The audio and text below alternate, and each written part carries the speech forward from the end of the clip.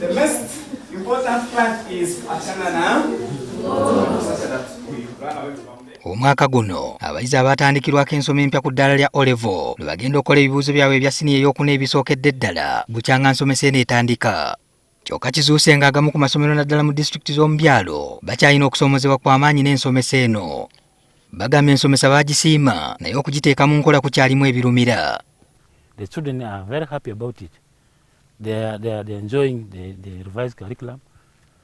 There are gaps along the way, but I think there's a hope that this curriculum is going to pick.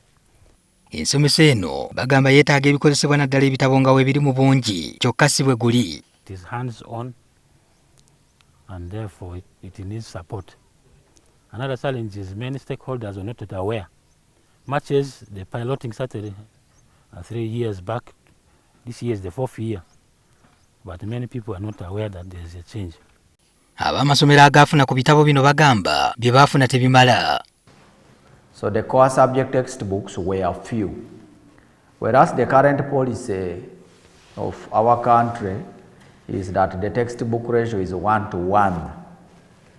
Some schools received maybe 5 textbooks or less, or 10 textbooks in a given subject, forcing teachers to try to make learners share these textbooks, whereas they are not enough. Masomero agamu bagamba ebitabo byabatuukako ekikeerezi era abayizi ba siniya eyookuna abasinga bakyasoma bya siniya eyookusatu. Books were delivered late and really there was no direction, especially in the senior 3.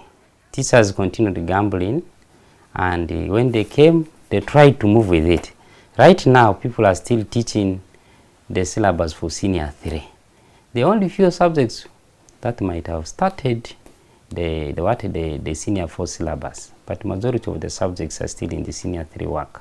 Mu disitulikiti y'e Madi-Okollo tutegeezeddwa nti waliwo n'ebitabo bye baafuna nga tebituukana na kitundu kyabwe. Some subjects say Luganda sometimes again comes with more textbooks, and yet in West Nile, yes, whereas Luganda is one of the Ugandan languages, you find that maybe we would have had more of Lugwara. So this printing of more textbooks which are not quite relevant to the curriculum for this region makes it a challenge for the implementation of the lower secondary school curriculum. Waliwo n'amasomo ge tutegeezeddwa nti tegasomesebwa. The challenge is that urban schools are a little well staffed, but Madi-Okollo is purely rural. So our secondary school, sometimes the teacher is posted by the ministry. When the teacher reaches the community and finds it rural, they tend to back off and move away. Some people also in the evening, when they say, please, you learn the ICT, they will say, you know, these things are not enough for me. Of course, the ICT permanent, we also have issues of network, issues of power, being also conversant with the ICT gadgets, and so on and so on. Yonna gye twatuuse baalaze obweraliikirivu ku nsonga y'okuba nti nabo ng'abasomesa tebamanyi ngeri ebibuuzo gye binaafaananamu. The issue of what type of examinations UNEB will set at the end of this year, they are still there. People are not clear with the format of the examination, and the record keeping is also still a challenge. Wabula osanga obweraliikirivu buno bunaggwaawo oluvannyuma lwa UNEB okuvaayo nga 25 omwezi ogwokusatu ne sampolo z'empapula ezirambika engeri amasomo ag'enjawulo gye gagenda okubuuzibwamu. Abakulembeze mu disitulikiti y'e Terego bagamba obuzibu bwatandikira mu kutendeka okutaakolebwa mu ngeri ennyikiza obulungi. The training was in a manner that sampling, the teachers were only sampled. I think each school may have been asked to submit 2. So if you submit 2 and you have a total of 15 or 16, and so teachers don't understand the implementation. At school level, what can 2 teachers do? They cannot do anything. So it is a terrible, serious gamble in our country. I don't want to speak about the country in my district here. Beeraliikirira ebinaava mu bigezo abayizi bye bagenda okukola nga basomeseddwa abasomesa ababadde tebeekakasa. The results will tell you it is going to be a terrible gamble because they have not been taught by teachers who grasp the new curriculum. You go back, keep praying for us that the children are able to gamble. Otherwise, no, this is not the way to go. Kyokka mu mbeera eno bafunze ekyongo okulaba nga tebazingira mikono mabega gye buvuddeko beekozeemu omulimu gw'okulaba nga abasomesa baabwe batendekebwa n'amasomero agamu ageesobola geefuddeko. But as a school, previously, the past terms, we also had our own seminars that we organized. The resource persons, we invited them in school. They were able to drill the teachers in line with the new curriculum.